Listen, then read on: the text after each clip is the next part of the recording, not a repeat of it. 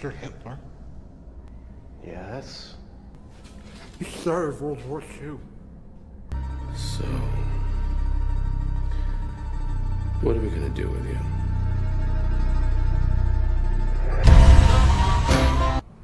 You made them? I hope my father kills you. Yuhu everybody, welcome back again with me Chanku yang akan menemani Lazy Day kalian dalam rangkuman film kali ini. Melanjutkan serial film Preacher season 2 episode 4 kali ini, kita akan difokuskan dengan cerita si Tulip serta pencarian Tuhan yang dilakukan Jesse, serta juga membongkar beberapa fakta menarik dari Tulip dan Tuhan tentunya. So sebelum itu nonton dulu episode sebelumnya biar kalian paham sama alur cerita filmnya guys. By the way, jangan lupa subscribe, like, komen, serta share untuk mensupport gue tentunya. Dan tanpa banyak bacot lagi, langsung saja pasang headset kalian, naikkan volume HP-nya, and go to the list story guys.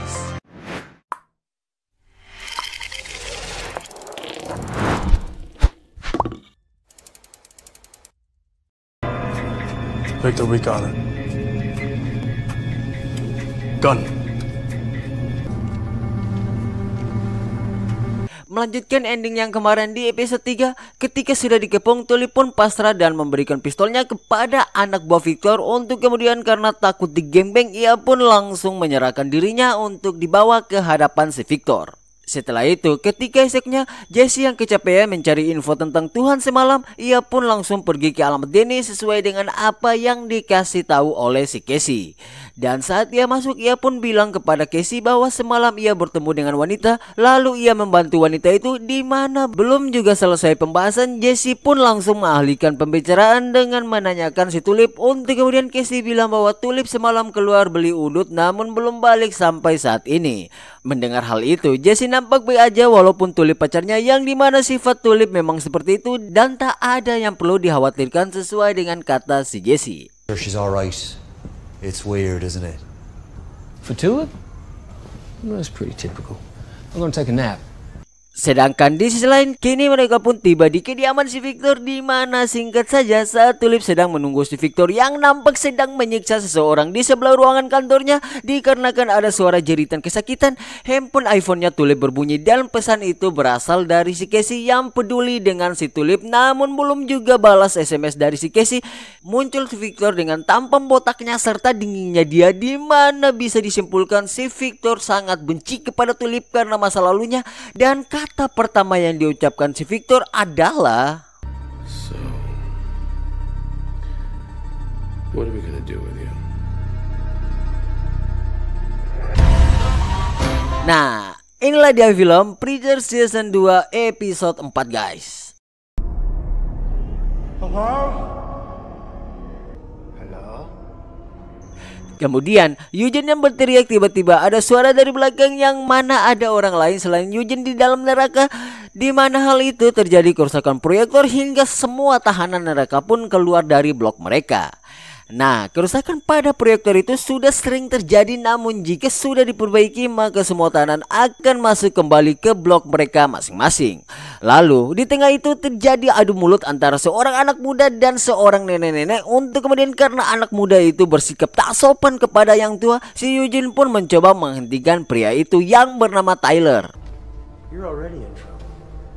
Hey! Leave her alone. Lalu setelah melihat aksi Eugene yang merupakan maba di blok sel neraka, tentu ia pun langsung diejek, apalagi dengan wajah Eugene yang gak ada titik good lookingnya sedikit pun. Akhirnya ia pun diojek oleh pria yang bernama Tyler serta diikuti dengan beberapa orang yang mengikuti si Tyler. Namun di tengah ejekan itu, seorang pria berkumis ini langsung menghentikan ejekan pria muda kepada Eugene, hingga bisa dipastikan pria ini punya pengaruh yang besar di sel neraka tersebut tentunya.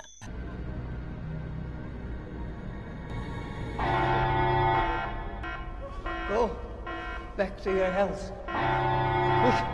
Dan tak lama setelah itu proyektor neraka sudah berhasil diservis dan mereka semua langsung masuk ke blok sel mereka untuk kemudian Eugene yang terlambat masuk.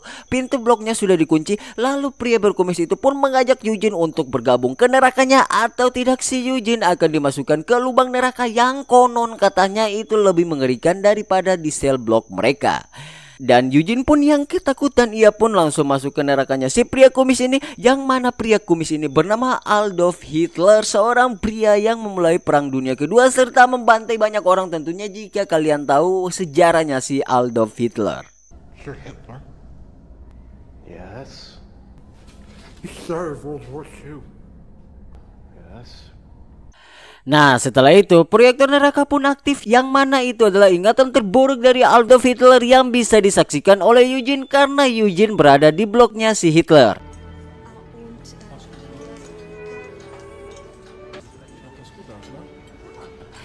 Dan berlokasi di Munich 1919, Eugene melihat Hitler yang sedang duduk sambil menunggu seorang wanita untuk kemudian ketika wanita itu datang, tak lama setelah itu ada seorang pria yang menabrak Hitler dari belakang, yang mana Hitler pun langsung menatap si pria itu dengan sangat dalam, namun ia mencoba menahan emosinya. Yes, of course. My fault. Guten Tag. Guten Tag. Lalu Hitler dan wanita itu pun mulai berbicara tentang komunis, yang mana wanita itu bilang komunis adalah sampah yang meruntuhkan bangsanya, dan pernyataan itu dibenarkan oleh si Hitler. Untuk kemudian ingatan itu pun berhenti karena proyektor neraka milik Hitler pun telah selesai, dan Eugene pun bertanya tapi Hitler tak mau memberitahu tentang kenangan buruknya. Sedikit penjelasan, jadi proyektor ini itu merupakan sebuah alat untuk menampilkan sebuah kenangan paling buruk dari individu orang yang masuk ke neraka. Namun tentu kenangan itu mereka tak mau ingat, tapi alat itu tetap menampilkan kenangan buruk mereka dan mereka akan menyaksikan hal itu.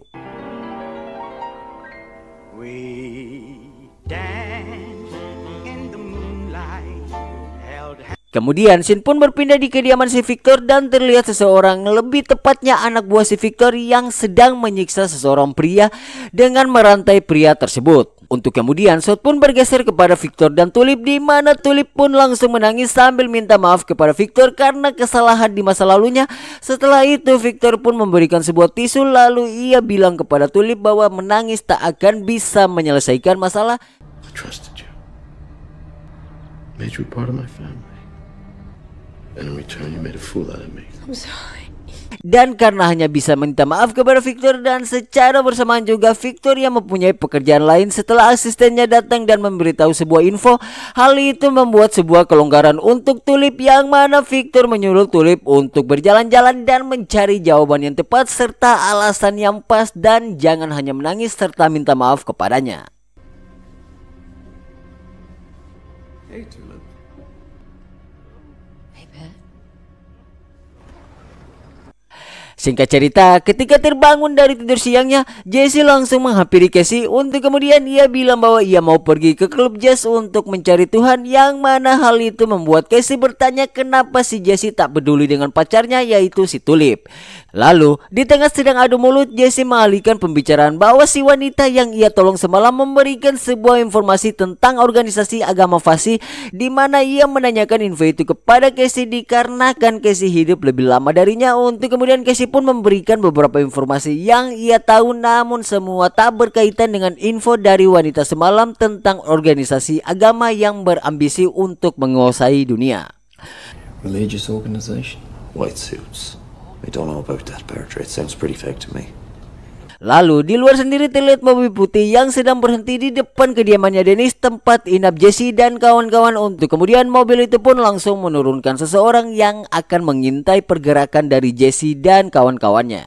Dan singkat saja, Casey yang sedang melihat iklan komersial di TV, ia melihat seorang gembel yang perawakannya seperti Tuhan yang pernah didatangkan oleh Jesse di gerejanya waktu itu di season 1 kemarin, yang dimana Casey langsung memanggil Jesse untuk kemudian mereka berdua langsung memperhatikan iklan itu, yang tentunya si kakek itu bukan Tuhan melainkan seorang aktor yang berperan sebagai Tuhan tentunya. Don't forget. Fake God. He's an actor. Fake God is a local actor. Lalu Jesse yang tak ragu lagi bahwa mereka selama ini dibohongi, mereka pun langsung pergi ke agensi PH iklan komersial, yang mana saat tiba di sana mereka berdua dipersilakan masuk karena Casey beralibi bahwa mereka pun punya proyek dengan Mark Hurley, dikarenakan Mark Hurley adalah seorang aktor berbakat dan tentunya sangat sibuk, sehingga untuk bekerja sama dengannya tentu harus dengan bayaran yang sangat amat banyak. Untuk kemudian karena Casey yang paham akan circle dunia entertain, ia pun langsung so asik dengan gayanya, padahal ia hanya berbohong.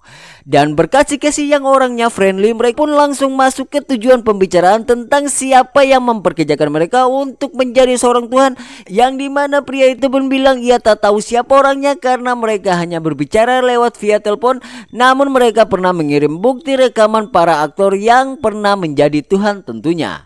Dan karena tahu ada rekaman itu, Jesse pun langsung meminta salinan rekaman itu untuk ia lihat di rumah dengan teliti, karena ia merasa bahwa si kakek itu telah membohongi mereka semua.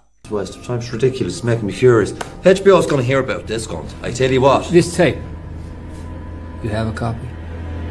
Setelah itu, scene pun berpindah di neraka, yang mana terlihat Eugene dan beberapa orang kerja di neraka yang sedang memperbaiki proyektor si Eugene karena sedang mengalami masalah. Lalu, karena memperbaiki proyektor itu membutuhkan waktu yang lama, maka si wanita pemimpin neraka pun mengajak Eugene untuk pergi ke ruangannya, di mana di sana ia bilang bahwa setiap orang yang baru masuk ke neraka selalu saja terjadi masalah pada proyektor mereka, serta beliau pun bilang bahwa neraka mereka sudah tak punya dana serta tempat lagi untuk menampung para manusia yang akan masuk ke neraka. Dan jika saja semua blok sudah penuh, maka mereka akan dipindahkan ke lubang neraka yang sangat amat mengerikan. Setelah itu, beliau pun juga bilang bahwa Eugene merupakan seorang anak yang baik, dikarenakan ia sudah melihat kelakuan si Eugene ketika di bumi, di mana hal itu membuat Eugene senang. Namun kesenangan itu tak berlaku dikarenakan di neraka tak ada toleransi ketika kalian sudah masuk di sana. That kind of behavior will not be tolerated here. Do you understand? Right. This is hell. Act accordingly.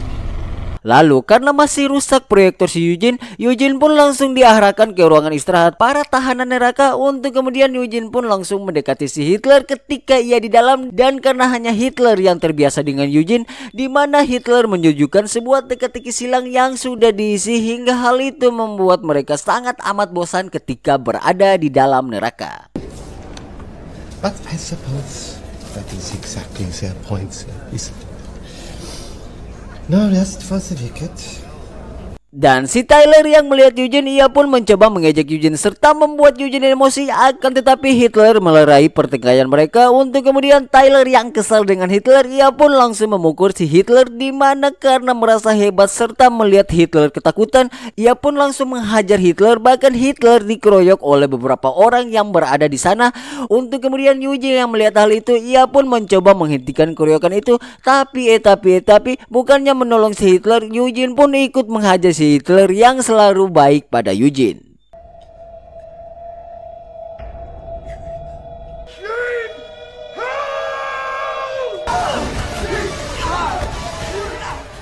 Dan di sisi lain, Tulip yang disuruh untuk berkeliling, ia pun mencoba mendekati beberapa temannya di kediaman si Victor, yang mana mereka nampak tak peduli dengan Tulip. Bahkan semua perkataan dari Tulip yang so asik tak digubris oleh mereka juga. Untuk kemudian karena tak ada salah satu dari mereka yang menggubrisnya, ia pun langsung menemui Alice, anak dari Victor. Dan saat sedang so asik dengan anak si Victor itu pun langsung, You make them? I hope my father kills you. Nah, sebenarnya si Tulip tuh bisa dengan mudahnya membantai mereka, namun ia lebih memilih untuk diam karena ia tahu gitu si Victor bahayanya kayak apa. Mark Harlick, 6'2", gun management. Lanjut, setelah Jesse mendapatkan salinan rekaman dari PH iklan komersial, Jesse dan Casey pun langsung kembali ke rumah mereka, yang mana mereka berdua melihat apa yang ada di dalam kaset itu, di mana faktanya semua acting yang diperagakan oleh si kakek tua ini sama persis dengan apa yang mereka lihat ketika si Jesse mendatangkan Tuhan di gerejanya waktu itu di season 1 guys, kalau gak salah. Nah, untuk penjelasan secara konkret ada di season 1 karena si kakek ini tuh mengaku bahwa ia adalah Tuhan. Waktu itu saat si Casey coba menghubungi ia dengan teleponnya milik si malaikat. And look for the wicked to know my wrath. Dan karena melihat akting si kakek itu sangat amat bagus, tentu Casey pun mengakui akting si kakek itu. Namun ketika ia selesai berakting dengan profesionalnya, ia pun langsung ditembak oleh kru yang berada di sana. Dan dengan melihat si kakek itu mati, tentu hal itu membuat keanehan baru, yang mana jika saja Tuhan palsu dimulai di daerah New Orleans, tentu ada orang lain juga yang mencari Tuhan di New Orleans, sehingga tercipta sebuah iklan untuk menguntungkan beberapa orang. The people are looking for God here. That's weird. Right, I vote we call it a day. Let's bring Tulip, see what she's up to. Namun tak seperti si Jesse yang terus ngotot untuk mencari Tuhan, yang mana Casey malah mengkhawatirkan tentang si Tulip yang tak kunjung kembali dari malam hingga saat ini. Dan secara bersamaan South pun berpindah pada Tulip yang sedang mencoba mencari sebuah senjata. Tapi ada seseorang penjaga yang melihat hal itu, untuk kemudian si Tulip dengan sifat aslinya membantai si pria itu dengan mudah. Lalu ia pun mengambil pistol si pria itu.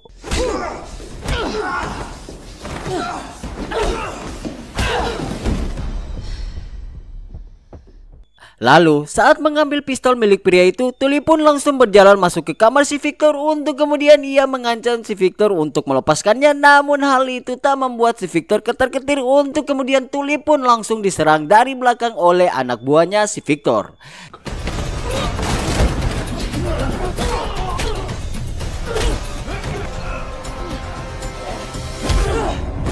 Dan karena kalah jumlah serta dibuat pusing karena dipukul di bagian belakang kepala, tentu Tulip pun hanya bisa terbaring di lantai.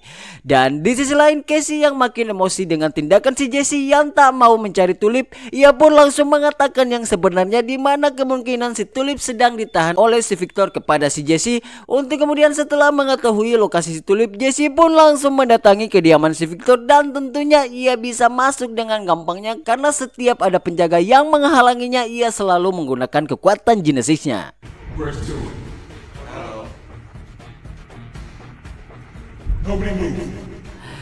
Dan setelah melakukan observasi di dalam ruangan, Jesse pun curiga dengan sebuah ruangan, dan ketika ia masuk terlihat mayat seseorang yang sedang digantung. Untuk kemudian Jesse pun langsung dipukul oleh seseorang dari belakang.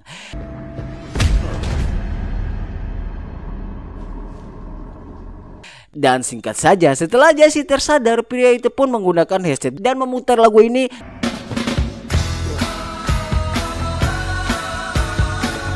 Judulnya apa juga gue lupa, tapi yang pastinya gue pernah dengar lagunya. Dan untuk kalian yang tahu lagunya, tolong komen di kolom komentar. Lalu diiringi dengan lagu tersebut terjadi pertarungan yang fantastis antara mereka. Dan untuk menghindari copyright, pertarungan ini diiringi oleh lagu metal yang gue pilih sendiri tentunya.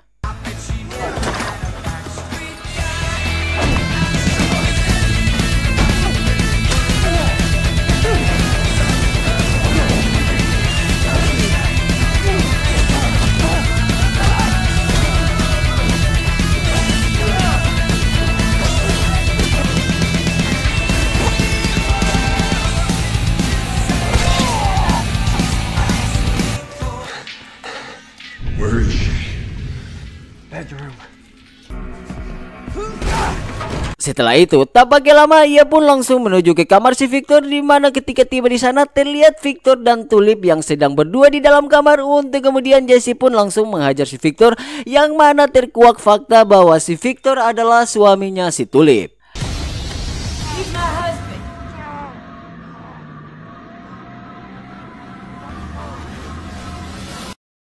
Film ini ditutup dengan si pria cowboy atau The Science of Killer berjalan menuju arahnya si Jesse, karena Jesse telah menggunakan kekuatan Genesisnya. Dan jika saja Jesse menggunakan kekuatan itu, maka si Santo ini bisa mendeteksi keberadaannya si Jesse. Oke guys, segitu dulu. Nah, makin kesini makin banyak lika-liku cerita serta dua plot yang bersamaan, tentu membawa sebuah kebingungan serta juga kepusingan di antara kita. Akan tetapi akan dijelaskan di episode-episode selanjutnya tentang apa yang berada di film ini. Kayak di dua plot itu terus lika-liku cerita pasti dijelaskan. Namanya film seri ya kayak gitu, kita harus sabar aja gitu. So segitu dulu, sekian dari gua Chanku. Mohon untuk undur diri jika ada kata atau bagian scene yang terlewatkan, mohon dimaafkan. Dan jangan lupa juga support gua dengan subscribe, like, comment, serta share untuk mensupport gua tentunya. Sampai jumpa lagi di next video, and I love you guys. Bye bye guys.